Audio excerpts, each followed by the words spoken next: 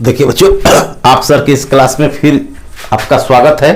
अगला पार्ट आज स्टार्ट करते हैं। जो इलिप्स हम लोग पढ़ रहे हैं दीर्घवृत्त फॉर ऑल एग्जाम, चाहे आप एनडीए की तैयारी कर रहे हो, चाहे एयरफोर्स या नेवी। जो हमने पढ़ा था पिछला पार्ट बच्चों कि दो फॉर्मेट होता है। आज कुछ कंसेप्ट सीखते हैं जो आपके सामने दिखाई दे रहा है, इसको समझाते हैं कि आखिर ये क्यों ऐसा लिखा जाता है। तो एक कंसेप्ट होता है बच्चों, इसको ध्यान से समझना है कि कभी भी इलिप्स में फोकस से, यदि आप किसी भी इलिप्स में कहीं से भी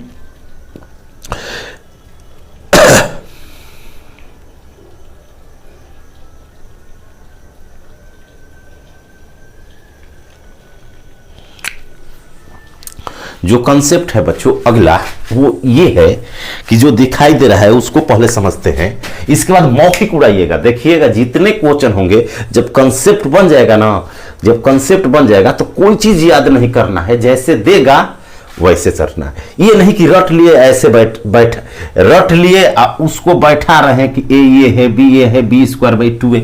उतने समझने से नहीं होगा, कोई चीज याद न करना पड़े और उस कंसेप्ट से हम बना दे, तभी आप एग्जाम निकाल पाइएगा। तो आइए पहले समझते हैं। देखिए जो पहला कंसेप्ट है ये कि बेसिक में कि मान लीजिए कोई इलिप्स है, कोई भी इलिप्स है किसी भी फॉर्मेट का, ठीक। एक आपके सामने ये इलिप्स है। अब इसमें क्या समझना है बच्चों कि इलिप्स में दो फोकस होती है। देखिए ये वर्टेक्स है, शीर्ष होती है, सब बताया गया है पहले पार्ट से। देखिएगा ये गारंटी है कि अगर आप पूरा पार्ट देख लेते हैं तो इलिप्स का एक भी क्वेश्चन आपका एग्जाम में छूटेगा नहीं, इससे बाहर नहीं आएगा।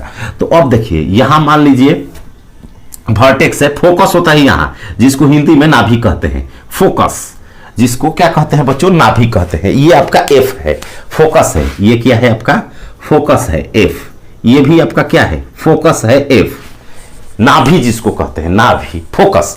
अब क्या डिफिनीशन है इसका, जो पहला कंसेप्ट है वो है कि परवलय पर कहीं भी पॉइंट लीजिए, यहां ले लीजिए मान लीजिए पी, यहां ले लीजिए क्यू, यहां ले लिए मान लीजिए भी वर्टेक्स का, तो कहीं भी पॉइंट तक ले लीजिए। एक को मान लेते हैं बच्चों F1, इसको मान लेते हैं F2।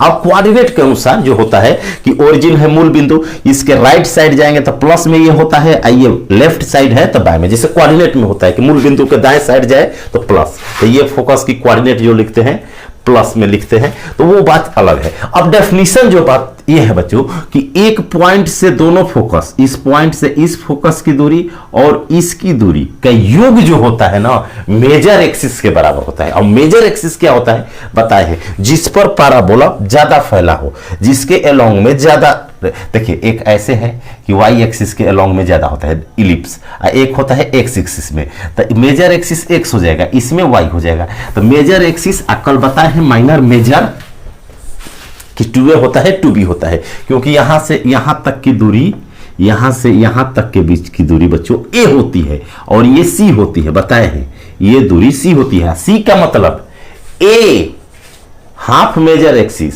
Half semi major axis into eccentricity c कहते हैं। c का मान होता है a इंटू e, ये भूलना नहीं है। और c निकलता कैसे है, तो a square minus B square. अगर a बड़ा हो रूट के अंदर c बराबर निकलता है बच्चों a square minus B square. बड़ा स्क्वायर माइनस छोटा स्क्वायर, जो बड़ा हो, दोनों इलिप्स के है, रटना नहीं है। c बराबर, c का मान होता है a और जो फार्मूला होता है बैठा देंगे। तो ये कहने का मतलब है कि एक बिंदु से दोनों तक की दूरी, P से F1 तक की दूरी और P से F2 तक की दूरी का योग जो होता है ना, कहीं भी ले, जैसे P F1 plus P F2 F2P F1 F2 उतने बराबर होगा।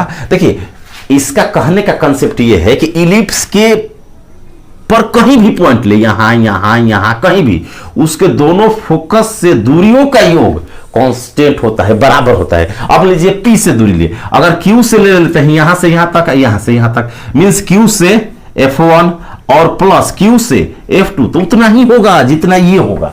ये इसमें खासियत होता है इलिप्स में।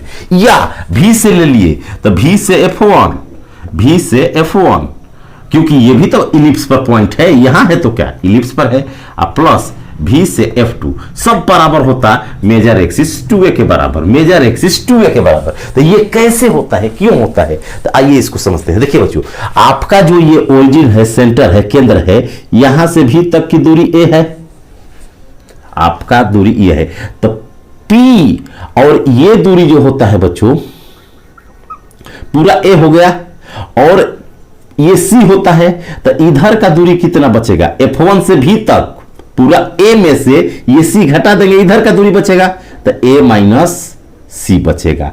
अब यहां देखिए, ये F1 से इधर आइए, जैसे v से दूरी ले रहे हैं, तो F1 से यहां तक तो a है, ये c होता है, दोनों नाभियों के बीच की दूरी कहेंगे तो ये क्या हो जाएगा, 2c हो जाएगा, 2c हो जाएगा। c निगेटिव से कटता नहीं है, डिस्टेंस निगेटिव खाली डायरेक्शन बताता है। तो अब इधर, तो अब देखिए आप सब तो बराबर होता है, तो VF1 का मान कितना होगा, VF1 a माइनस c हो गया, प्लस VF2 तो a प्लस c हो गया, a प्लस c हो गया। ध्यान से समझिए, c कट गया, 2a आ गया, प्रूफ। तो ऐसे प्रूफ कर सकते हैं।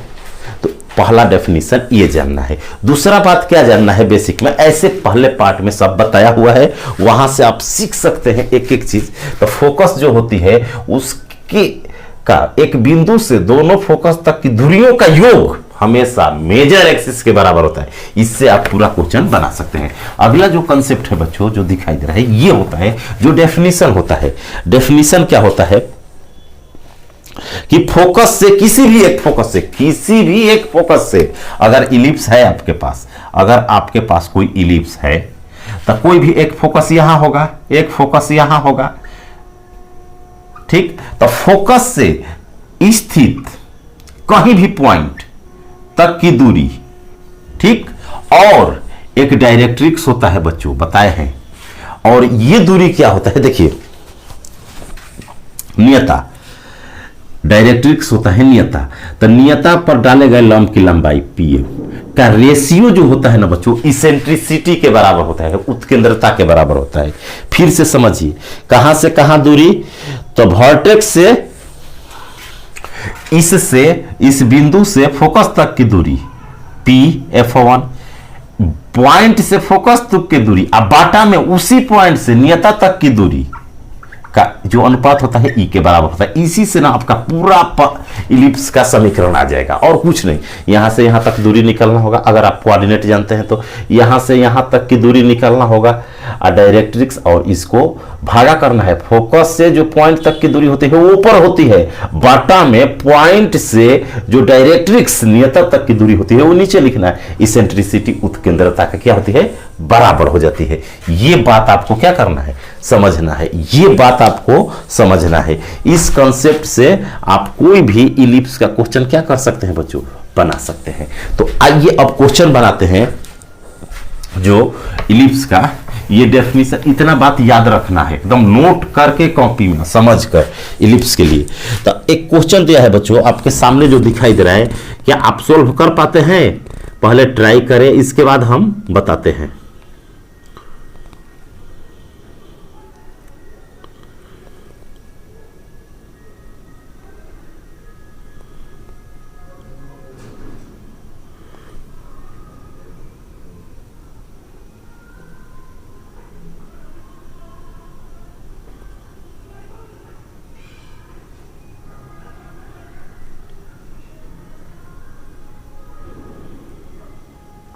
ये क्वेश्चन दिया है बच्चों, आपसे पूछ रहा है समीकरण और दीर्घवृत्त का क्षेत्रफल, समीकरण और दीर्घवृत्त का क्षेत्रफल, लघु अक्ष इसेंट्रिसिटी दिया हुआ है, कह रहा है centre of ellipse is 0,0, length of minor axis is 16 unit and eccentricity is 355।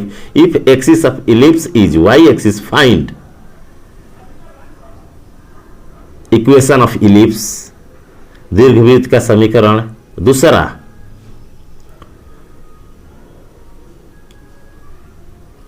और दूसरा पूछ रहा है दीर्घवृत्त का क्षेत्रफल।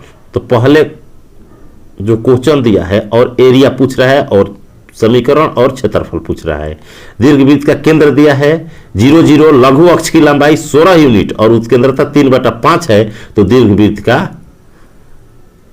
अक्ष वाई एक्सिस है, वाई एक्सिस है बच्चों, अक्ष दे दिया वाई एक्सिस। तो देखिए आपको कहने का मतलब क्या है कि जो क्वेश्चन दिया है ना, इस क्वेश्चन को बनाने के लिए आपके पास केंद्र है, फिगर से भी बना सकते हैं, विदाउट फिगर। केंद्र 0 0 है, पहला समझ जाइए केंद्र 0 0 है तो आपका समीकरण आएगा एक्स स्क्वायर बटा में ए स्क्वायर प्लस वाई स्क्वायर बटा में बी स्क्वायर बराबर 1। इजी। अब ए बी का मान रख दीजिए, आंसर हो गया। क्यों? केंद्र 0 0 का मतलब इसमें ना कुछ जुड़ा होगा ना जुड़ा होगा। इसके बाद कहता है कि लास्ट में कि वाई एक्सिस है इक्वेशन, इसका मतलब वाई एक्सिस का मतलब वाई के नीचे वाला बड़ा है, इसका मतलब बी ग्रेटर देन ए होगा। इतना बात आपको क्वेश्चन से समझना होगा, तभी कंसेप्ट क्लियर होगा। कल बताए हैं एक कंडीशन ग्रेटर देन बी का कंडीशन क्या होता है, 13 चीज जो निकालना है, 13 चीज। और जब बी बड़ा रहता है तो कैसे निकालते हैं, क्या सूत्र होता है, पिछले वीडियो देखिएगा तो एक एक कंसेप्ट मिल जाएगा। तो अब ए बड़ा नहीं है, बी बड़ा है। एक्स एक्सिस दिया होता है ना कि एक्स एक्सिस है, तो यहां पर ए ग्रेटर देन बी कर देते। अब इतना दिया है बच्चों, केंद्र दिया है 0 0, तो ऐसा समीकरण होता है। ठीक, अगर केंद्र दूर रहता ना तो एक्स माइनस 2 लिखते, माइनस दूर रहता तो एक्स प्लस 2 लिखते। यहां ये आगे सीखेंगे। तो इतना होता है। इसके बाद क्वेश्चन में दिया है कि लघु अक्ष की लंबाई और इसेंट्रिसिटी, आपके पास उत्केंद्रता इसेंट्रिसिटी ई का मान दिया है बच्चों, ई का मान दे दिया है 3/5, 3/5। और आपका लघु अक्ष जो छोटा होता है बच्चों उसको कहते हैं माइनर एक्सिस, लघु अक्ष। अगर दीर्घ अक्ष कहता तो 2a होता है, 2b होता है बड़ा वाला का। और लघु अक्ष जो होता है ना, जो छोटा है उसका दोगुना, तो 2a का मान दिया है 16। ध्यान से समझें, ध्यान से समझें, कंसेप्ट सीखिएगा तो कोई भी क्वेश्चन बना लीजिएगा। यहां पर जो है माइनर एक्सिस दिया है, माइनर एक्सिस का मतलब लघु अक्ष छोटा वाला दिया है माइनर, तो छोटा वाला जो होता है माइनर एक्सिस वो इसका 2 टाइम्स होता है। अगर मेजर एक्सिस करता तो 2b के बराबर लिख दिए 16। यहां से a का मान आपका आ जाएगा 8। अब क्या करते हैं, b निकाल लेते हैं। अब क्या करते हैं बच्चों, b निकाल लेते हैं। तो b निकालने का तरीका क्या है, देखिए आपके पास e है, a है, तो b निकल जाएगा। क्यों? बहुत सारे कल कंसेप्ट बताए हैं कि जब b बड़ा रहता है उसी कंडीशन का सूत्र लगाना है। जब b बड़ा रहता है बच्चों तो c का सूत्र होता है, c का सूत्र होता है एक c बराबर होता है बी स्क्वायर माइनस ए स्क्वायर। ये आपको कल बताया गया है जब बी बड़ा रहता है तो। सी का मतलब ए बी ई होता है, अरे बी बड़ा है तो बी ई होता है, तो बी ई बराबर बी स्क्वायर माइनस ए स्क्वायर। रूट हटेगा तो इधर बी स्क्वायर हो जाएगा। तो आपको एक सूत्र सिद्ध कर दिए यहाँ बी स्क्वायर का। हमेशा जब बी स्क्वायर निकालना हो ना, बी स्क्वायर निकालना हो तो इसको इधर कीजिए, इसको इधर कीजिए, इसको इधर कीजिए। तो यहां से देखिए बी स्क्वायर क्या निकल रहा है बच्चों, बी स्क्वायर का सूत्र निकल रहा है, ए स्क्वायर इधर आ जाएगा, यहां से बी स्क्वायर कॉमन लेंगे तो यहां बचेगा 1 minus E square, 1 minus E square, 1 minus E square. तो इस सूत्र का यूज करके ना आप बी स्क्वायर निकाल सकते हैं। जब बी बड़ा हो बी स्क्वायर निकाल सकते हैं, ये आपको कल बताए हैं। तो बी स्क्वायर निकालना है तो रख देते हैं इसमें, यहां पर बच्चों बी स्क्वायर निकालना है तो रख देते हैं। तो ए स्क्वायर की जगह क्या रखेंगे, इस सूत्र में ए स्क्वायर की जगह रख देंगे 64, 64 रख देंगे, आपको निकाल देते 64 बराबर बी स्क्वायर निकालना है। 1 माइनस ई का मान दिया है ई स्क्वायर, तो 9/25, 9/25। तो यहां से क्या हो जाएगा, यहां से बच्चों देखिए 125 माइनस 9, 16 से 16 चौके 64 और 25 चौके 100, माने b बराबर निकालिएगा ना तो 10 आ जाएगा। b बराबर 10 आ गया। कैसे आया, ध्यान से समझिए कैसे आया। देखिए बी स्क्वायर निकालना है, जेटीज छोड़ दो, इसको बाटा पर का घटाव करो, 25 माइनस 9 16 हो जाएगा, यहाँ 16 होगा। 16 से इसको कटाओ, 16 से कटाओ, 16 चौके 64, अब बाटा में 25 बचेगा तो 25 चौके 100, बी स्क्वायर बराबर हो जाएगा 100, बी स्क्वायर बराबर हो जाएगा 100, और बी स्क्वायर 100 होगा तो बी बराबर हो जाएगा 10, स्क्वायर रूट हो जाएगा। तो ऐसे ए बी निकल गया। तो हमारा समीकरण क्या हो गया, बी बड़ा है ए से, बी बड़ा है ए में, तो समीकरण हो गया एक्स स्क्वायर बटा में 8 का स्क्वायर 64 प्लस वाई स्क्वायर बटा में बी बड़ा है तो 10 का स्क्वायर 100 बराबर 1, आंसर हो जाएगा। तो ऑप्शन नंबर हो जाएगा बच्चों, जब इसका क्षेत्र समीकरण पूछे तो ऑप्शन नंबर हो जाएगा डी, ऑप्शन नंबर डी होगा, ऑप्शन नंबर डी। इसी में कह रहा है क्षेत्रफल बताइए, दूसरा बच्चों कह रहा है क्षेत्रफल बताइए, दीर्घवृत्त का एरिया बताइए, एरिया ऑफ इलिप्स, दीर्घवृत्त का क्षेत्रफल बताइए, दीर्घवृत्त का क्षेत्रफल बताइए। तो क्षेत्रफल सिंपल निकाल देंगे, दीर्घवृत्त का क्षेत्रफल निकालने का सूत्र बताए हैं पाई ए बी। अरे पाई ए बी होता है एरिया बराबर क्षेत्रफल बराबर, क्षेत्रफल बराबर क्या होता है, क्षेत्रफल पूछ रहा है तो क्षेत्रफल बराबर होगा पाई ए बी। तो पाई का मान अभी इतने, ए का मान अभी निकाले हैं, ए का मान 8 आया था और बी का मान 10 आया था, तो हो जाएगा 80 स्क्वायर यूनिट आंसर हो जाएगा। तो ऐसे कंसेप्ट और ट्रिक के लिए चैनल को सब्सक्राइब कर लें और चैनल पर के प्लेलिस्ट में जाएं और ऑल पर ट्रिक जरूर कर दें, आपको नोटिफिकेशन मिलता रहे। और प्लेलिस्ट में जाएं, वहां कंसेप्ट और ट्रिक भरा हुआ है और फाइनल सिलेक्शन लें। अब देखिए बच्चों, आपको क्या बताते हैं कि ये तो हो गया एक टाइप का कि ऐसे डाटा दे करके और क्या पूछ लेता है आपसे, इक्वेशन और एरिया। कभी इक्वेशन दिया रहेगा, कभी क्या दिया रहेगा बच्चों, इक्वेशन दिया रहेगा और कहेगा कि फोकस बताइए, नाभि बताइए। जैसे कल बताए कि कोई भी चीज दे दे, कोई भी इक्वेशन दिया हो, जैसे आपको इक्वेशन एक दे देता है कि एक्स स्क्वायर बटा में 16 प्लस वाई स्क्वायर बटा में 9 बराबर 1। मान लीजिए आपको ये दे दिया, कहेगा ना आपसे 13 चीज पूछता है, कल का वीडियो देखिए 13 चीज सिखाए आपको पूछ सकते। अभी तो इक्वेशन निकाले डाटा से हर टाइप के पढ़ेंगे, एक एक टाइप पढ़ करके, और उस टाइप का जो सीखे कि इक्वेशन से कैसे निकालते हैं, नाभि लंब से कैसे निकालते हैं, दीर्घ अक्ष दिया हो, जो डाटा दिया है उसको ऑब्जर्व करके ए बी का मान निकाल कर रखेंगे तो समीकरण आ जाएगा। तो अब इसमें क्या पूछ रहा है बच्चों, इसमें दिया था, ये एनडीए का प्रीवियस क्वेश्चन है, इसमें पूछा था कि जो इसेंट्रिसिटी नाभि लंब की लंबाई, लेंथ ऑफ लेटस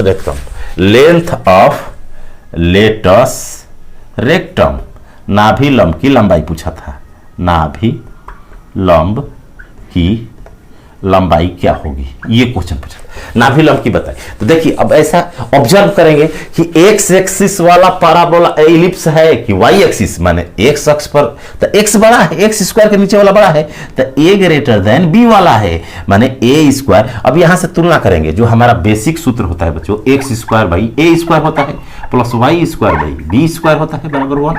तो ए स्क्वायर की जगह क्या है 16, तो ए बराबर 4 हो जाएगा। अरे 4 का स्क्वायर लिख सकते हैं तो एक जगह 4, ये 3 का स्क्वायर तो बी बराबर हो गया 3, बी बराबर हो गया 3, तो ए बड़ा है बी से। अब नाभि लंब का सूत्र क्या बताए हैं, नाभि लंब का जो सूत्र होता है बच्चों, जो बड़ा होता है ना उसको लिखते हैं नीचे, जो छोटा हो उसका है उसका 2 टाइम्स का स्क्वायर। माने जैसे जो छोटा होता है नाभि लंब की लंबाई, लेटस रेक्टम की लेंथ जो होती है 2, और जो छोटा है उसका स्क्वायर, छोटा माने जैसे बी है तो बी स्क्वायर, और बाटा में बड़ा, ये होता है 2 20। सिद्ध कर सकते हैं कैसे कि नाभि लंब की लंबाई इतना कैसे आया, तो प्रूफ भी किया गया है, आप प्लेलिस्ट में जाकर देख सकते हैं कि क्यों होता है।